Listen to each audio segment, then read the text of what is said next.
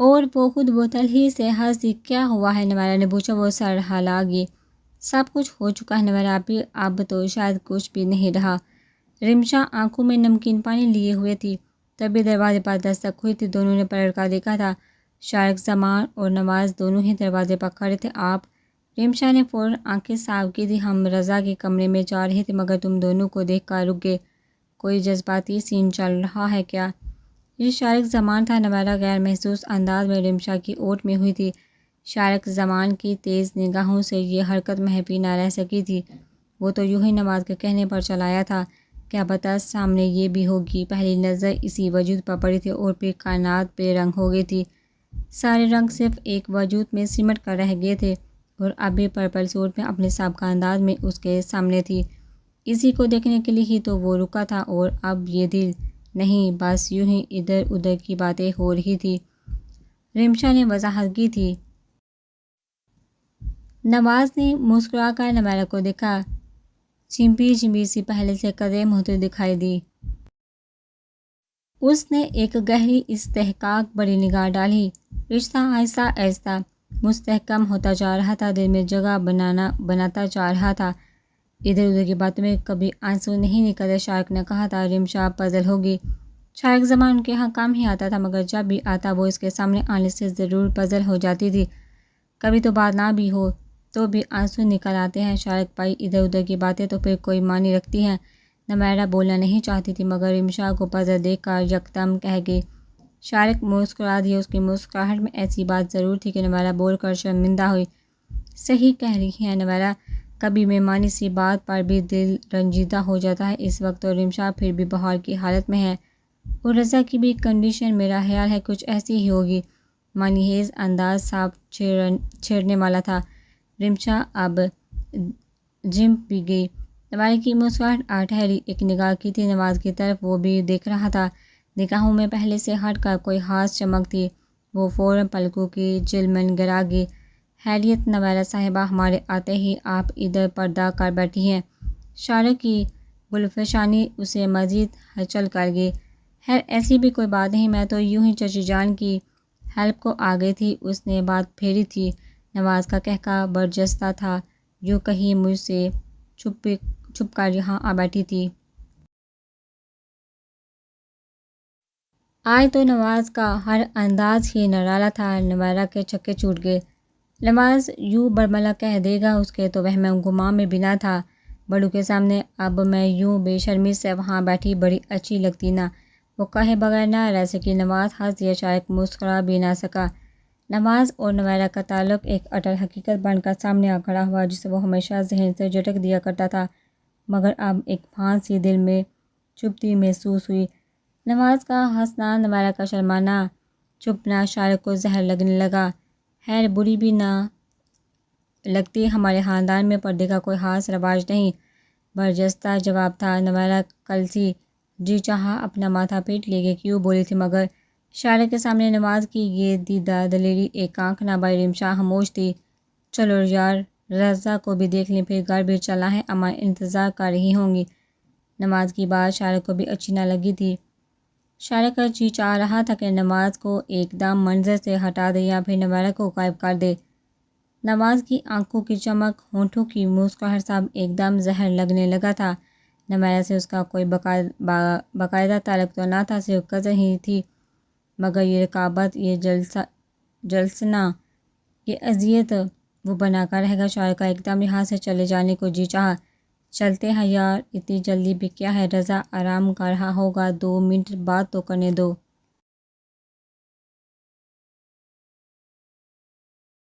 شارق نے نواز کے بازو کو شکنجے میں جکڑ کر کھینچنا شروع کر دیا۔ بڑوں میں سے کوئی آ گیا نا تو پھر مزے سے 2 منٹ بات کرنا۔ دانت چبا کر شارق کلسا تھا۔ نواز ہنس دیا۔ نویرا کا چہرہ سرخ ہو گیا۔ تمہیں اتنی تکلیف کیوں ہو رہی ہے؟ بات ہی تو کر رہا ہوں۔ کون سا میں؟ نواز بات ادھوری چھوڑ کر مسکرایا تھا۔ نویرا کا جھکا سر مزید جھک گیا۔ یا اللہ، آج یہ نواز کو کیا ہو رہا ہے؟ یہ پہلے تو اتنے بے باک نہ تھے۔ چلتے ہوں کہ میں دوں فاروق چچا کو آواز؟ شارق نے دھمکی دی تھی جو کارگر رہی۔ خدا تم جیسا دوست نہ دے، پورے آستین کے سانپ ہو تم۔ نواز مسکراتا اس کے ساتھ وہاں سے چلا گیا تھا۔ نوارا نے اپنا قبل کا رکا ہوا سانس خارج کیا۔ رمشا بھی کچھ پرسکون ہوئی۔ یا خدا، آج نواز بھائی کو کیا ہو گیا تھا؟ رمشا کہہ رہی تھی۔ نوارا نے دھیان نہ دیا۔ آئندہ میں کبھی کسی کے ہاں نہیں جاؤں گی، حد ہے۔ کتنے بدتمیز ہو رہے تھے یہ نواز صاحب بھی، وہ دل ہی دل میں سوچ کر رہ گئی۔ پچھلے ایک ہفتے سے شارق زمان کے معمولات میں فرق آ گیا تھا۔ میگزین کے دفتر وہ بہت کم جا رہا تھا، زیادہ تر وقت مختلف دوستوں کے ساتھ گزارتا اور رات گیر تک کلب چلا جاتا۔ گھر آنے جانے کی اس کی روٹین بھی بدلی تھی اور بھی بہت سی ایکٹیویٹیز میں فرق آیا تھا۔ اس رات بھی وہ گھر جانے کے بجائے جنگیز کلب چلا گیا۔ روز کی طرح آج بھی وہاں محفل پر رونق تھی۔ مرد خواتین ٹولیوں سے موجود ہوش گپوں میں مصروف تھے۔ شارق زمان نے سارے حال میں ایک سرسری نظر ڈالی۔ زیبا کیانی اسے دیکھ چکی تھی۔ ہائے، اس نے وہیں سے ہاتھ ہلایا۔ شارق کے ہونٹوں پر مسکراہٹ ٹھہری۔ جواباً ہاتھ ہلا کر وہ اپنی محسوس ٹیبل پر بیٹھا۔ آج تم لیٹ آئے ہو۔ زیبا کی بات پر اس نے سر اٹھا کر دیکھا۔ وہ اپنے ساتھی کو چھوڑ کر اس کے پاس چلی آئی تھی۔ سرخ ململ کے لباس میں وہ ریشم کی کوئی ڈوری محسوس ہو رہی تھی، انتہائی نازک، بے انتہا سبک روح، ہار سنگار سے مزین سرتاپا قیامت۔ شارق زمان کے ہونٹوں پر مقدمی مسکراہٹ مزید گہری ہوگی۔ پچھلے ایک ہفتے سے وہ یہاں ہر روز زیبا سے مل رہا تھا۔ زیبا پچھلے گلے شکوے کو بلا کر شارق زمان سے پھر اسی طرح ایڈجسٹ کر چکی تھی جیسے پہلے تھی، اور شارق نے بھی اس کی پیش قدمی کو قبول کر لیا تھا۔ بیٹھو، بس دوستوں میں وقت کا احساس ہی نہ ہوا۔ زیبا اس کے سامنے والے چیئر پر ٹک گئی۔ لمبی انگلیوں والے ہاتھ اس نے ٹیبل کی چکنی سطح پر رکھ دیے تھے۔ شارق نے اس کے ہاتھوں کو دیکھا، روئی کے گالوں کی طرح تھے۔ شارق زمان نے بارہا ان کی نرمی محسوس کی تھی۔ میں نے پاپا کو تمہارے بارے میں بتایا ہے، وہ تم سے ملنا چاہتے ہیں۔ ویٹر ان کے پاس آیا تو شارق نے اسے ہاتھ کے اشارے سے منع کر دیا۔ وہ چلا گیا تو زیبا نے کہا۔ وہ تعجب سے زیبا کو دیکھنے لگا۔ وارفتہ نگاہیں شارق کے چہرے کا ایک ایک نقش جذب کر رہی تھی۔ شارق کی نگاہوں سے ناگواری کی کیفیت ٹھہری، تاہم اس نے کسی بھی قسم کی احساس کا مظاہرہ مناسب نہ سمجھا۔ جو سادہ اور کچھ حد تک پرشوق انداز تھا۔ زیبا کھلکھلائی۔ You are my best friend, اور پاپا جانتے ہیں ان کی لاڈلی کوئی چھوٹی موٹی چیز پسند نہیں کرتی، اور اگر کر بھی لے تو اس کی تعریف نہیں کرتی، اور اگر کرتی بھی ہو تو اس میں واقعی کوئی بات ہوتی ہے۔ پاپا سے میں تمہارا بہت ذکر کر چکی ہوں، وہ تم سے ملنا چاہتے ہیں۔ شارق زمان اس کی بات کا پس منظر سمجھنے کے باوجود سپاٹ نظر سے اسے دیکھنے لگا۔ پاپا کہہ رہے تھے کہ تم سے پوچھ لو، جب بھی فارغ ہو انوائٹ کر لو۔ اپنے ریشمی ملائم بال ہاتھ سے سلجھاتے ہوئے بہت سرسری انداز میں کہہ رہی تھی، جیسے معمول کی بات ہو۔ اگر میں ان سے ملنا نہ چاہوں تو؟ اس کی آواز میں ایسا تاثر تھا کہ زیبا پہلی بار چونکی۔ باغور شارق زمان کے سپاٹ چہرے کو دیکھا۔ ایک دم اسے احساس ہوا کہ کچھ دنوں سے شارق زمان کے اندر کچھ سرد پن سا تھا۔ اب آہستہ آہستہ اس کا مزاج سمجھنے لگی تھی۔ تو تمہیں زبردستی لے جاؤں گی، بے تکلفی سے کہتے اس نے اپنا مرمری مومی ہاتھ ٹیبل پر رکھے شارق زمان کے ہاتھ پر رکھ دیا تھا۔ شارق زمان زیبا کے اعتماد پر دل ہی دل میں اشش کر اٹھا۔ زبردستی میرے ساتھ تو میرے باپ نے بھی نہیں کی تھی، جب تک وہ زندہ تھے۔ تم زبردستی کا لفظ بھول جاؤ۔ شارق زمان نے مسکرا کر کہا تو زیبا نے تعجب سے دیکھا۔ یہ پل پل بدلتا ہوا شخص اس کے لیے ایک معمہ تھا۔ تم انکار کر رہی ہو؟ زیبا کے لہجے میں ناراضگی دھر آئی تھی۔ شارق نے نفی میں گردن ہلائی۔ جب کہو گی میں تمہارے والد سے مل لوں گا، مگر تمہارے ساتھ کہیں جا کر نہیں۔ جنہیں مجھ سے ملنا ہے وہ خود چل کر آئے، اور دوسرے ملنے کی وجہ جانے بغیر تو میں کسی کو بھی ملاقات کا شرف نہیں بخشتا۔ لاپرواہ اور معذرت خواہانہ انداز تھا۔ زیبا کو ناگواری محسوس ہوئی، مگر وہ پی گئی۔ یہ شخص اس کے دل کو اچھا لگنے لگا تھا۔ وہ اسے قطعی کھونا نہیں چاہتی تھی۔ تم انہیں میرے میگزین والے دفتر لے آنا، یا پھر کلب میں ہی مل لوں گا۔ زیبا کے ہاتھ کے نیچے سے اپنا ہاتھ کھینچتے ہوئے شارق نے مسکرا کر کہا۔ زیبا کا جی چاہا کہ ٹیبل پر پڑا ایش ٹرے اٹھا کر اس مغرور شخص کے سر پر دے مارے۔ تم عجیب و غریب شخص ہو، میں نے تم جیسا شخص پوری زندگی میں نہیں دیکھا۔ مجھے حیرت ہو رہی ہے کہ تم سمجھے نہیں کہ میں تمہیں کیوں اپنے والد سے ملوا رہی ہوں۔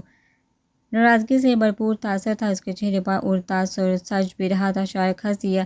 سمجھ تو میں بہت کچھ رہا ہوں، اب ہر بار انسان کی سمجھ اسے صحیح کا سگنل بھی نہیں دیتی، بعض اوقات الجھا بھی دیتی ہے۔ پھر بھی میں تمہارے منہ سے سننا چاہتا ہوں کہ تم مجھے اپنے والد سے کیوں ملوانا چاہتی ہو۔ اس نے گہری سانس لی، پھر بولی، میں تم سے شادی کرنا چاہتی ہوں، بہت ہی سادہ، صاف اور بغیر کنفیوز ہوئے زیبا کیانی نے کہہ دیا تھا۔ شارک زمان اسے دیکھنے لگا۔ زیبا کی بے باکی پر اسے حیرت نہیں ہوئی تھی۔ وہ جس سوسائٹی کی لڑکی تھی وہاں اس طرح بے درک دل کی بات کہی جاتی تھی، وہاں جذبے یوں ہی کلبوں کے راتوں میں بے مول ہوتے تھے۔ لیکن شارک نے کرسی کی پشت سے کمر ٹکا کر چہرے کا رخ موڑ لیا۔ میرا نہیں خیال کہ اپنی گزشتہ کسی بھی ملاقات میں نے تمہیں کوئی ایسا تاثر دیا ہو کہ تم اتنی بڑی بات کہہ دو، اس نے کہا۔ زیبا نے الجھ کر دیکھا، کیا مطلب ہے تمہارا؟ صاف مطلب ہے کہ میں تم سے شادی نہیں کر سکتا۔ زیبا کے لیے یہ بات کسی دھچکے سے کم نہ تھی۔ وہ حیرت سے اسے دیکھنے لگی۔ کتنی دیر تک وہ کچھ بولنے کے قابل بھی نہ رہی۔ شارک زمان اسے انکار کر رہا تھا۔ زیبا کیانی کو کروڑوں کی تنہا وارث کو جس پر ہزاروں مرتے ہوں، وہ خود چل کر اس کے پیچھے آئی تھی۔ اسے شادی کی آفر کی اور جو شخص انکار کر رہا تھا اسے غصہ آنے لگا۔ تم نے مجھے چیٹ کیا، یو چیٹر! وہ ایک دم طیش میں آ گئی۔ شارک زمان کی بامیں تان گئی۔ میں نے تمہارے ساتھ کوئی دھوکہ نہیں کیا۔ میرا تمہارے ساتھ ویسا ہی رویہ ہے جیسا یہاں دیگر لوگوں کے ساتھ ہوتا ہے۔ ہاں، شروع میں جب تم نے یہ کلب جوائن کیا تھا تب تمہارے ساتھ کچھ بے تکلف ہوا تھا، لیکن اپنی طبیعت اور مزاج کی وجہ سے میں بہت جلد پیچھے بھی ہٹ گیا تھا۔ اس کے بعد جو بھی ہوا یہ تمہاری پیش قدمی تھی، اس میں میرا کوئی ہاتھ نہیں۔ زیبا کے طیش میں آنے پر شارک زمان نے بھی ایک قدم بڑھ کر ٹوک دیا۔ زیبا یوں آئینہ دکھانے جانے پر اسے دیکھنے لگی۔ واقعی ہر بار وہ خود اس کی راہ میں آئی تھی، اس نے تو کبھی نہیں بلایا تھا۔ ٹھیک ہے، میں مانتی ہوں میں ہی تمہارے پیچھے ہوار ہوئی ہوں، مگر میں تمہارے ساتھ سیریس ہوں۔ میں تم سے شادی کرنا چاہتی ہوں۔ شارک کے مزاج کو وہ کچھ نہ کچھ تو سمجھنے ہی لگی تھی۔ ایک دم احساس ہوا کہ وہ واقعی طیش زدہ ہو رہی تھی۔ فوراً اپنے اندر اٹھے ہوئے اشتعال کو دبا کر نہایت نرمی سے کہا، مگر میں شادی نہیں کرنا چاہتا۔ اس کی بات کو اس نے فوراً رد کیا۔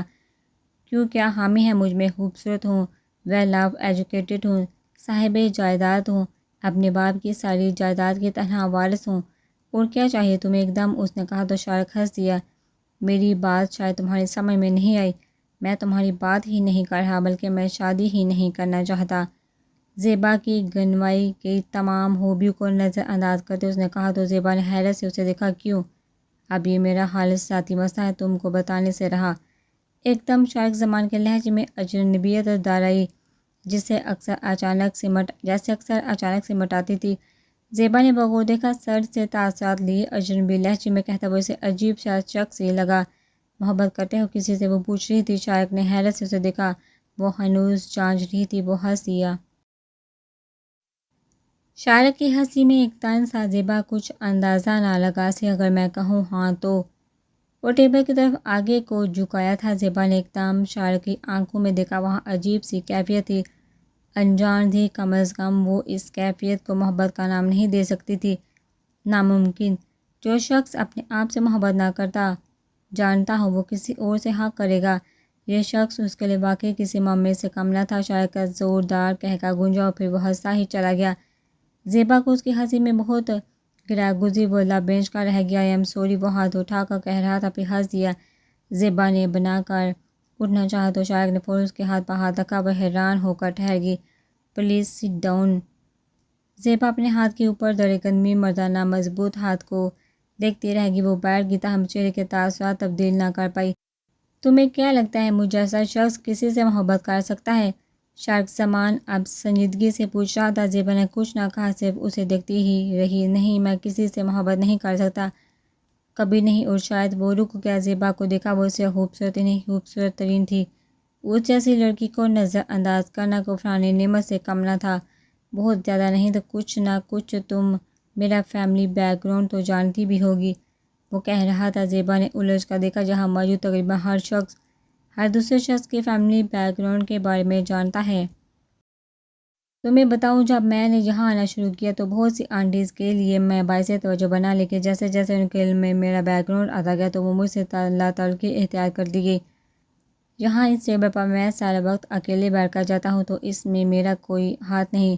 میرا فیملی بیک گراؤنڈ ان کو میری جانب آنے سے روک رکھتا ہے۔ ایسے میں تم سے شادی۔ وہ ایک دفعہ پھر ہنس دیا۔ تم اپنے والد کو میرے بارے میں مکمل معلومات دو، انہیں میری فیملی ہسٹری بتاؤ ذرا۔ وہ تمہیں مجھ سے شادی کا مشورہ تو دور کی بات، سلام دعا کا مشورہ بھی نہیں دیں گے۔ طنزیہ لہجہ آہر میں مذاق اڑانے والا تھا۔ وہ اب پھر ہنس دیا۔ زیبا چپ چاپ سر جھکائے بیٹھی تھی۔ میں مانتا ہوں میری طبیعت اور مزاج میں شدت پسندی ہے۔ میں یہاں آتا ہوں تو بہت سی باتوں سے باخبر آتا ہوں۔ یہاں وقت گزارنا مجھے اپنے کمرے کی گھٹن سے نجات دلاتا ہے، جہاں کی رنگینیوں میں اپنے ذہن اور دل کو الجھا کر اپنے دل میں پنپنتی بہت سی خواہشات کو مار دیتا ہوں۔ یہی میرا ماضی، یہی میرا حال اور شاید مستقبل بھی۔ تم زندہ دل لڑکی ہو، تمہارے سامنے زندگی اپنی تمام تر رنگینیوں سمیت منتظر ہے کہ مجھ جیسے بدمزاج شخص کے پیچھے اپنا وقت برباد کرتی ہو۔ Enjoy your life pretty girl, enjoy. وہ اب مسکرا کر اس کا ہاتھ تھپ تھپا رہا تھا۔ زیبا چپ چاپ اسے دیکھتی رہی۔ تم اپنے ماضی کی وجہ سے ایسی زندگی گزار رہی ہو جان بوجھ کر۔ کچھ لمحے خاموشی میں گزرے۔ اسی خاموشی کو پھر زیبا نہیں توڑا۔ شاید نہیں۔ دراصل بہت عرصہ ہوا میں نے اپنے آپ میں جھانکنا چھوڑ دیا ہے۔ ایک بات بتاؤں، جب انسان کے نزدیک زندگی بیکار ہو جائے تو وہ جیسے مرضی گزارے، اس کے لیے کوئی معنی نہیں رکھتا، یا شاید معنی رکھتا ہو۔ بہرحال میری زندگی کی ترجیحات میں شادی کا لفظ کہیں بھی نہیں ہے۔ وہ مسکرا کر کہہ رہا تھا۔ زیبا جو اس کا ایک ایک لفظ تولنے کی کوشش میں تھی، فوراً بدلی اور محبت نے شاعر کی آنکھوں میں جھانکا، جیسے وہ کوئی راز پانا چاہتی ہو۔ کیا یہ لفظ بھی تمہاری زندگی کی ترجیحات سے بے دخل ہو چکا ہے؟ وہ پوچھ رہی تھی۔ شاعر کے ہونٹوں پر مسکراہٹ گہری ہو گئی۔ ہاں شاید۔ شارق نے کندھے اچکائے۔ زیبا نے گہری سانس خارج کرتے ہوئے گردن ہلائی۔ تم صرف اپنے آپ کو برباد کر رہے ہو۔ چلو آج کی گفتگو سے تمہاری ذات کا ایک سرا تو ہاتھ آیا۔ تمہاری باتوں کا یہ مطلب نہیں کہ میں کنونس ہو چکی ہوں۔ تم مجھے پسند آئے ہو۔ تمہاری بے توجہی، لاپرواہی بھی مجھے تم سے بدظن نہیں ہونے دے رہی، اور نہ ہی میں کبھی ہوں گی۔ میری فیملی، تمہاری فیملی بیک گراؤنڈ سے متعلق کچھ بھی کہے، آئی ڈیم کیئر، مجھے صرف تمہاری ذات سے سروکار ہے اور ہمیشہ رہے گا۔ اوکے میں چلتی ہوں، پھر ملیں گے۔ وہ اٹھ کر وہاں سے چلے گئے۔ شارق زمان کو حیرت ہوئی۔ وہ یہ سب سن کر تعلق توڑ کر اس کی انسلٹ کر کے جائے گی، مگر اس طرح آرام سے اس کا چلے جانا شارق زمان لب بھیج گیا۔ زباریہ بھابھی نے فرح اور علی کے پرزور اصرار پر پروگرام بنایا تھا۔ بدھ کا روز تھا۔ علی اور فرح دونوں نے ہی رات کو پروگرام طے کر لیا تھا کہ کل چھٹی کرنی ہے۔ بھابھی کی تجویز پر نوشین اور زرش کو بھی ساتھ چلنے کی آفر کی۔ فون پر بھابھی نے ہی چچی سے اجازت لی۔ طاہرہ بیگم کو زباریہ کے سعود احمد کی فیملی سے اس قدر بے تکلفی قطع نہیں بھائی۔ ایک تو ان کے ہاں جانا اور پھر اب دونوں بہنوں کو انوائٹ کرنا۔ دل تو چاہا کہ زباریہ کو ٹوک دے، مگر نتیجتاً بدمزگی کا خدشہ تھا، سو تلخ گھونٹ پی گئے۔ بہت عرصے بعد ان کی ساری اولاد ایک ساتھ اکٹھی کسی پروگرام میں پوری خوشی اور آمادگی سے شریک ہو رہی تھی، سو برداشت کر گئی۔ ساری تیاری رات کو ہی کر لی گئی تھی۔ پروگرام کے مطابق وہ 10 بجے کے قریب گھر سے نکل آئے تھے۔ سعید احمد نے خود نوشین اور زرش کو پک کر کے ہاکس بے پہنچنے کا کہا تھا۔ سمیان احمد، عثمان، علی، فرح اور طاہرہ بیگم سبھی وہاں پہنچ گئے تھے۔ وہاں انہوں نے سارے دن کے لیے ہٹ کرائے پر لیا تھا۔ سامان وغیرہ رکھ کر وہ لوگ سمندر کی طرف دوڑے۔ چھٹی کا دن تو تھا نہیں، اسی وجہ سے لوگ بھی کم تھے۔ اکا دکا فیملیز دکھائی دے رہی تھی، اسی لیے وہ سبھی بہت اطمینان سے پانی میں اچھل کود کر کے انجوائے کر رہے تھے۔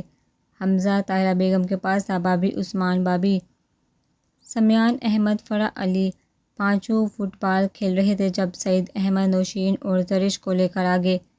دونوں نے دور سے ہی ان پانچوں کو ہاتھ ہلا کر اپنی آمد سے آگاہ کیا۔ طاہرہ بیگم کو سلام کر کے وہ ہٹ میں اپنا بیگ اور جوتے اتار کر ان لوگوں کے قریب چلی آئیں۔